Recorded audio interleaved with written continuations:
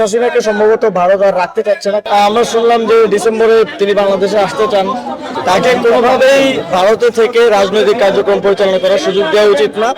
আমরা ভারত সরকারের যারা দায়িত্বশীল আছেন তাদের থেকে কয়েকবার শুনেছি যে তাকে রাজনৈতিক কার্যক্রম ভারতের মাধ্যমে করতে দেওয়া হবে না, কিন্তু আলটিমেটলি আমরা দেখছি যে তিনি ঠিকই করছেন। যদিও প্রথমে তার ফিজিক্যালি অ্যাপিয়ার হওয়ার কথা ছিল, পরে আমরা দেখলাম তিনি অনলাইনে আসবেন, পরে আবার দেখলাম যে তাকে দেখা যাবে না কিন্তু ভয়েস শোনা যাবে।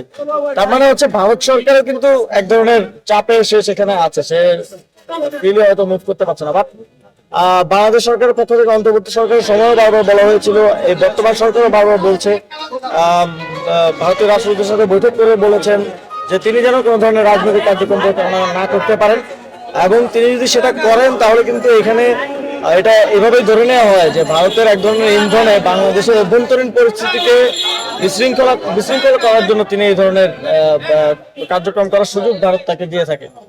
তো এখন আবার আমরা শুনলাম যে ডিসেম্বরে তিনি বাংলাদেশে আসতে চান।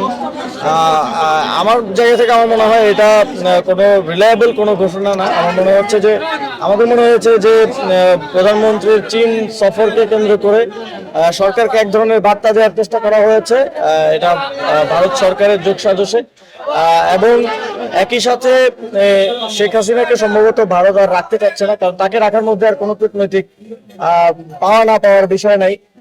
এবং আমরা এটাও শুনেছি যে তারা পৃথিবীর আরো বিভিন্ন দেশে যাওয়ার চেষ্টা করছে, কিন্তু আমার মনে হয় না কোনো দেশই সেভাবে তাকে সেই সুযোগ দিবে। কারণ আপনারা জানেন তিনি ফাঁসির আসামি বাংলাদেশে, এবং প্রায় 1400 মানুষকে হত্যা করার অভিযোগ তার বিরুদ্ধে আছে, সেটা আইসিটি ট্রাইব্যুনালে নিষ্পত্তি হয়েছে।